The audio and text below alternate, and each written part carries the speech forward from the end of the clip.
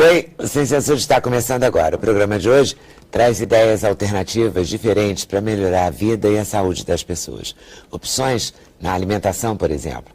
Eduardo Coraça achou o equilíbrio através do consumo de comida crua. Ele segue uma dieta sem nenhum tipo de alimento de origem animal, com baixo teor de gordura. E, segundo ele, com essa dieta ele conseguiu emagrecer e recuperar o bem-estar. Hoje ele se dedica a ensinar aos outros o que aprendeu sobre comida crua, chamada de crudovirismo.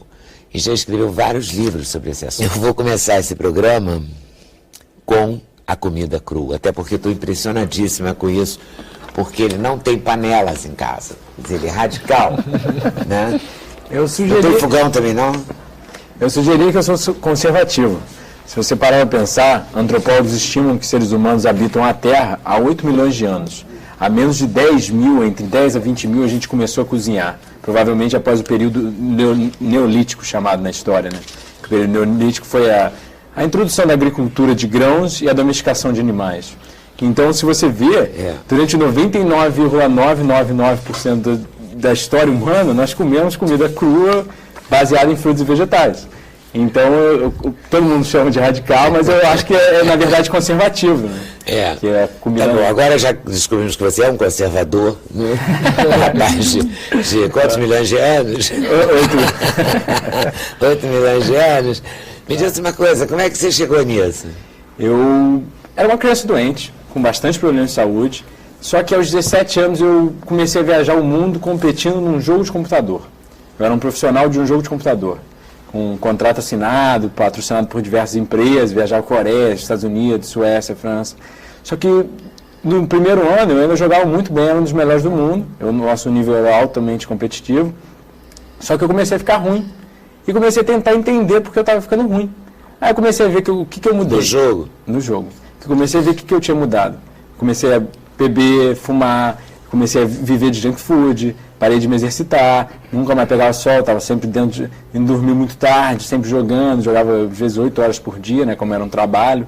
Então, eu comecei a perceber, a gente teve um técnico sueco, ele se ligava porque ele se ligava na conexão entre a saúde e a boa performance, porque ele tinha sido um atleta profissional. Aí comecei a ver que os melhores jogadores sempre mantinham um baixo percentual de gordura, se exercitavam, eles não sabiam o que eles estavam fazendo. Nós éramos um bando de crianças novas, só simplesmente jogando, só que uns eram muito melhores que os outros, e eles não percebiam a relação, entende? Eu comecei a perceber a relação, comecei a tentar parar de fumar, beber, comecei a melhorar a minha dieta, comecei a jogar muito melhor. Aí falei, pera aí, lá, tem alguma coisa aí. Só que eu ainda estava com bastante problemas de saúde, estava para fazer 2 cirurgias, uma no nariz, outra na coluna. Eu tinha, provavelmente pré-diabetes ou diabetes, só que não diagnosticado, já que eu tinha todos os sintomas de diabéticos, mas eu não sabia na época, né? Ninguém lê literatura médica científica para saber os sintomas. Então, eu comecei a perceber a correlação e comecei a mudar. Só que eu fiquei cansado, que eu não estava achando que eu estava obtendo os resultados que eu pretendia obter. Então eu falei, eu mesmo vou começar a estudar. Eu comecei a ler a literatura médica e científica, e você vai pegar, por exemplo, os 2 cardiologistas do Bill Clinton são veganos, recomendam uma dieta hipolipídica integral e mostram que eles conseguem reverter a aterosclerose severa, qualquer tipo de cardiopatia, até câncer, entre outras doenças, simplesmente com a adoção de uma dieta vegana hipolipídica. Entende? Se você for ver, eles publicam no Lancet, no JAMA... Vegana sem carne, sem... Isso, o vegano é um vegetariano estrito, né? Aquele que exclui... E o outro que você falou, qual é? É vegana hipolipídica, desculpa. Hipolipídica, o que é isso? Hipo, baixo, lipídio, gordura. Então seria uma baixo teor de gordura. Isso mesmo. E sem proteína animal de nenhuma espécie. Isso mesmo. É interessante que já despertou nele uma vocação para estudo de alimentação, porque na verdade você poderia simplesmente ter tomado umas atitudes menos radicais, né? Já estava fumando, bebendo, parar com isso, ter uma alimentação mais... Mas você radicalizou no sentido de... Quando ele aprofundou, ele se encantou. Porque os resultados... Eu sempre sofri de sobrepeso, por exemplo, hoje em dia eu como quase 4 quilos de comida ao dia e eu não consigo ganhar uma grama de gordura. Esse corpinho aí, você come 4 quilos? Em torno de uns 2 quilos de frutos, mais quase 2 quilos de vegetal ao dia. Porque a densidade calórica dos alimentos é muito baixa. Então você tem que simplesmente comer maior quantidade, entende? Você vê que, por exemplo, você come uma salada, se ela não tiver azeite, várias coisas pesadas, assim, com muita caloria, você fica com fome logo depois. Você come uma frutinha, você vai sentir fome em pouco tempo. Aí você tem que comer uma maior quantidade de comida, entende? Aí os resultados eram... Você assim, começou a ganhar no jogo? Eu fiquei melhor em tudo. Eu aprendo mais rápido, eu nunca mais fiquei doente, eu nunca mais tive uma dor de garganta, eu nunca mais soltei um espirro, sendo que eu era uma criança extremamente doente. Aí eu falei, pra que eu estou cozinhando?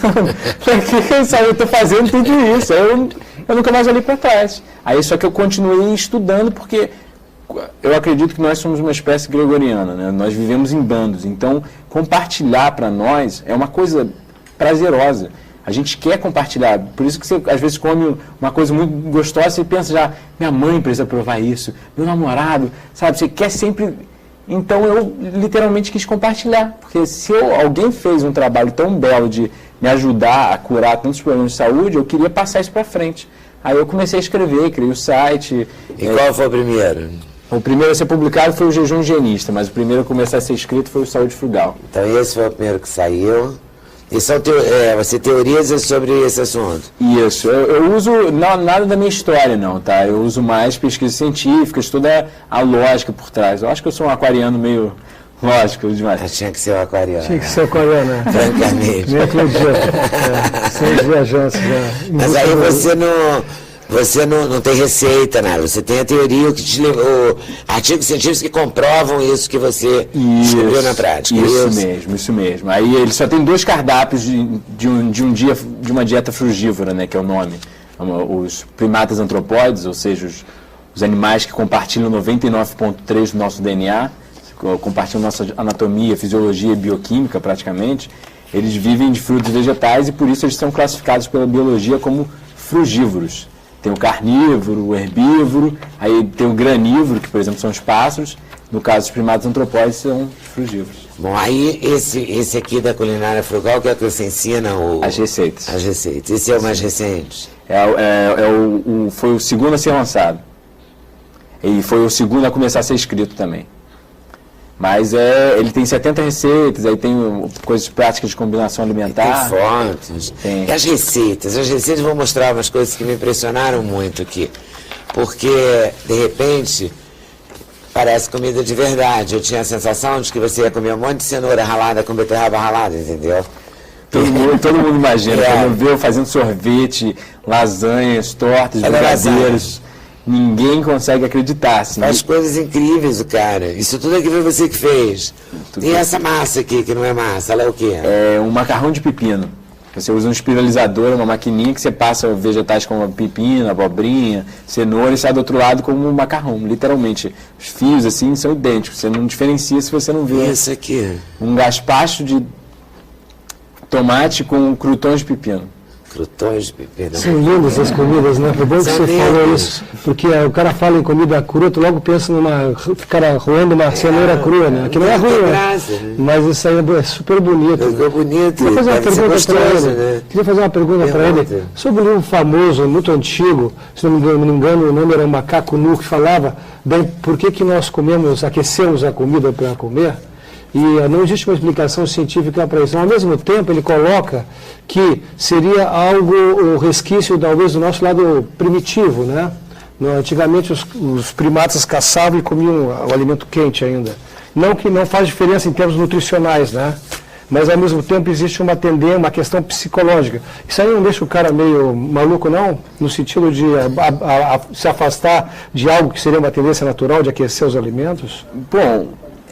Se você for olhar, no final das contas, todos os cientistas praticamente concordam que o que começou, da onde a gente começou o cozimento, foi uma simples coisa: a última era glacial. A última era glacial causou uma falta de frutos e vegetais, ocorreu muito recente em termos de história humana, causou uma falta de frutos e vegetais. Obviamente, seres humanos são animais dos trópicos, obviamente com tecnologia como roupas, agasalhos, fogo, paredes, nós conseguimos nos aquecer fora dos trópicos, mas a gente sempre tem que ficar bem aquecido, porque senão nós morremos. Então a gente vivia nos trópicos. Essa era glacial causou uma falta de frutos vegetais. Seres humanos são incrivelmente inteligentes e capazes anatomicamente. A gente aprendeu que através do fogo a gente conseguia comer comida de pássaro, comida de porco, comida de leão e de diversos tipos de animais. Os animais, se você for olhar, toda classe leva características anatômicas, fisiológicas e bioquímicas, ou seja, ferramentas embutidas pela natureza para o animal se alimentar daquela forma. Por exemplo, porcos conseguem comer batata crua, pássaros conseguem comer grãos crus, um leão ele consegue comer um animal cru, entende? É como eu estava falando para ele, ele não come um pedaço de bife com sal ali na brasa, entende? Ele come ossos, ele come órgãos, ele come a cabeça, ele come o animal inteiro. Então, tudo começou devido a essa falta de alimentos e foi uma questão de sobrevivência. Seres humanos, obviamente, queriam sobreviver, como a gente vê as pessoas naquele incidente do Andes, que os seres humanos comeram os corpos de seres humanos. Sim, por essa sobrevivência. Isso mesmo. Então a gente começou a cozinhar por sobrevivência, só que ninguém sabia, sabe, ciência nutricional. Ninguém entendia que causa alterações bioquímicas que vai fazer você agir de uma forma não natural, vai fazer, sabe, seu físico sofrer de doenças. Então, do seu ponto de vista, a princípio, não é necessário aquecer o alimento para a pessoa se alimentar bem, não é isso? Defende-se... O grande ponto dá para se viver de comida cozida. A gente tem mostrado isso há 10 mil anos. Só que, você vai para as civilizações mais longevas do mundo, elas vivem basicamente de frutos e vegetais crus com uma... Ah, é? Verdade isso? Você vai para o Okinawa, no Japão, eles são famosos, saem toda hora na TV, é uma das 8 civilizações mais longevas do mundo. Eles são famosos por viver até os 100, às vezes até os 120 anos. Eles não sabem que é doenças crônicas e degenerativas. O índice de câncer... micro-ondas. Entende? E se você vai para o outro ponto do espectro, ou seja, os esquimós, eles morrem em torno de 35, no máximo uns 40 anos. Por quê? Porque eles vivem de carne crua. Entende? Então, a gente consegue entender que o organismo humano, assim como o organismo animal, consegue sobreviver ou prosperar. Um gato, hoje em dia, vive de uíscas. A gente sabe que não é a dieta natural dele. Tem trigo, tem várias coisas ali que... E o gato é um animal carnívoro. Só que ele consegue sobreviver em algo que não é natural a ele. Entende? O organismo consegue funcionar num combustível menos que ideal, digamos assim. E você consegue fazer doces, tudo? Tudo. Isso aqui é um doce. Isso é um parfait, com caldo de doce de leite e crumble de amêndoas com coco seco. Você consegue reproduzir qualquer coisa, tortas, brigadeiros, crepes, que aparentam exatamente igual. E quando, por exemplo, eu dou palestra, dou aulas culinárias semanalmente lá no Spa Maria Bonita, o pessoal nem acredita que, sabe, não tem açúcar, assim, elas veem fazendo e perguntam, não, mas não tem açúcar. E come assim... E não acredito. Não continua não acreditando. Acho que eu fiz alguma coisa. Agora, como é que você faz para viver uma vida em comum com pessoas que não adotaram o seu modo de vida? Ou você não convive com pessoas diferentes? Convivo, claro. Para você, o diferente é a gente. Meus Meus pais, por exemplo, mudaram bastante.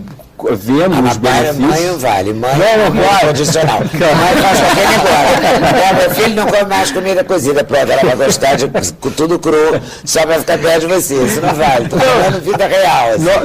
Normal, eu convivo com todos o normal porque a questão é compaixão. Você vai à festa? Vou à festa, sento em bares, é compaixão. Eu fiz isso durante 22 anos, como eu vou negar e falar para a pessoa, não, você está errado, não vou mais conviver com você. Isso não funciona. Mas aí como é que você faz? Você não fica nunca com fome nesses lugares? Ou eu como antes, ou todo lugar tem salada de frutas, suco, entende? E no final das contas, toda esquina tem um hortifruti. E as pessoas... não é verdade? Não custa nada, você só pode sair, inclusive, carregando vários potinhos. Você carrega frutas secas, às vezes. Você carrega tâmaras. Amêndoas, nozes. Isso, entende? Isso então, você come com vontade, certamente. A dieta é hipolipídica, né? A quantidade de alimentos gordurosos que a gente conseguiria naturalmente obter é muito baixa. Por isso que eu estava falando, no Okinawa, no Japão, eles vivem uma dieta de 6% do seu total calórico vindo de gordura. Isso é muito baixo mesmo. E eles são famosos por ser longevos. Então a gente entende, por diversas questões, que uma dieta rica em gordura não é boa. Ninguém pensa... Não, todo mundo sabe isso. Isso mesmo. Mas ninguém consegue executar, você consegue, né? Acredito que sim. E como é que fica você? Há quase 7 anos agora. Como é que fica você contra a cultura milenar chinesa, que diz que tudo deve ser cozido? É o seu oposto. Eu acho que é uma ideologia, não é muito baseado em dados científicos, né? Não, eles argumentam que a comida crua exige mais a tua digestão, é mais pesada. Mas acredito que deve ter formas e formas de comer, né? Então vai comer qualquer coisa cru também. Isso. O nosso o crudivorismo natural seria frutos e vegetais. Você pode tentar, às vezes, germinar grãos. Até tem gente que come comida crua baseada em animais. Eles comem carne crua, literalmente, sem tempero. Mas, é como eu falei, dá para se fazer diversas coisas. Mas você vai pegar para os resultados, como eu estava falando, citando esses médicos famosos, às vezes nutricionistas famosos, todos eles mostram as mesmas coisas e a gente consegue os resultados ideais com frutos e vegetais, uma dieta crua, etc.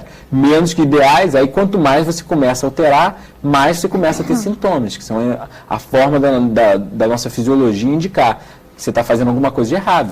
Altera. Quando você dá palestra, o que chama mais atenção? O que as pessoas ficam mais perplexas, assim?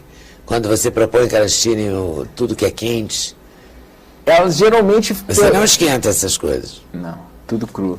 Mas Sim, mas tudo frio. Você pode utilizar um desidratador, que é o forno do crudívoro, né? Que aí esquenta até uma mínima temperatura que fica quentinho. Fica morninho, né? Isso, só que não danifica os nutrientes nos alimentos. Mas as pessoas geralmente... E como é que você faz com o seu desejo? Você não olha uma comida e tem vontade de comer? Eu tenho nojo. Zerou. Eu tenho nojo. Pra mim, Nojo. se eu perco Por uma isso você refeição... falou na palavra compaixão quando você vai encontrar alguém num bar ou num restaurante. Uma festa. Eu vou pelas pessoas. Eu Sim, não vou mas pela você comida. olha meio com pena para elas, né? Mas estão se matando. Não, porque é simplesmente uma mudança de perspectiva. E eu tive uma razão para ter essa mudança de perspectiva, entende? Se eu não tivesse, às vezes, ficado extremamente doente, não tivesse necessitado dessa mudança, eu até hoje não teria percebido a diferença, entende? Se eu não tivesse tido os dados científicos. E você vive com uma pessoa? Vivo. Ela também pratica dieta já Claro. Há quase um ano. Você convenceu ela? Ela diz que não. Ela começou a dieta alguns dias antes de me conhecer. Aí, por acaso, ela acabou descobrindo sobre a palestra, foi na minha palestra, na cidade dela. E desde então, sabe, lá em casa não tem nem fogão, né? Então não teria nem como ela cozinhar se ela quisesse, mas ela faz a dieta com prazer. Isso aqui é a livre espontânea pressão. Na casa não tem nem panela. Livre espontânea panela de pressão. Tranquilo. A SEG nem manda conta pra lá tudo Não mesmo. tem nem quanto. É uma maravilha, né? É uma maravilha. Agora, se comer só comida crua e meditar, então vive 150 anos. Não sei. Porque meditar, porque a última palavra dos neurologistas, os mais modernos, mais conceituados, é que a meditação pode ajudar a recompor os neurônios, que eles não se acabam assim como a gente imaginava.